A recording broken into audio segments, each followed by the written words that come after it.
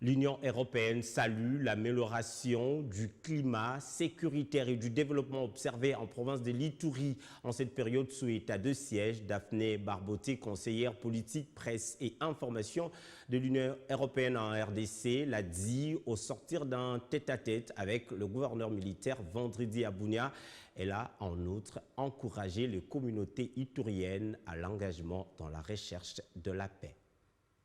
En mission à Bunia, chef-lieu de l'Ituri, la conseillère politique et chargée de sécurité à l'Union européenne n'a pas tari d'éloges sur le travail abattu par le gouverneur militaire, le lieutenant-général Luboya Kashamadjoni, sur le plan sécuritaire et de développement. Le gouverneur a évoqué les principaux défis qui subsistent encore dans la province, mais aussi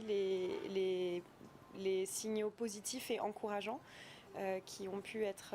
atteints ces derniers mois, notamment en termes de dialogue entre les différentes communautés avec les groupes armés pour apaiser la situation dans la province et avancer vers la stabilisation. Reçue en audience ce vendredi par le commandant des opérations militaires en Ituri, Daphné Barbotte confirme l'appui de l'Union européenne dans la formation de la police nationale congolaise, mais aussi dans le secteur de la justice, un appui qui s'inscrit dans la politique générale du gouvernement congolais en matière de la réforme de forces de défense et sécurité. Alors l'Union européenne vient justement de lancer 2 programmes qui appuient les autorités ici, donc un programme d'appui à la réforme de la police et un programme d'appui à la réforme de la justice,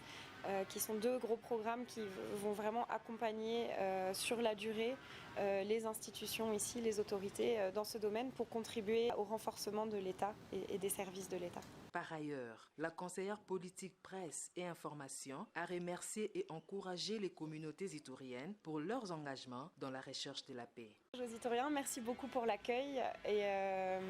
on vous souhaite vraiment plein succès dans la recherche de la paix et le retour de la paix dans votre province. Rappelons que, depuis les débuts de ce mois de septembre, la province de l'Ituri a accueilli de nombreux invités de marque qui ont palpé du doigt l'amélioration de la situation sécuritaire et des avancées sur le plan de développement, notamment le Premier ministre congolais Sama Lukonde Jean-Michel, qui a récemment effectué une mission d'évaluation de l'état de siège, le représentant spécial adjoint du secrétaire général des Nations Unies, chargé des opérations et protection, Kassim Diane, ainsi que le journaliste francophone venu de plusieurs pays qui ont visité les zones pacifiées par les forces armées de la République démocratique du Congo sous l'état de siège.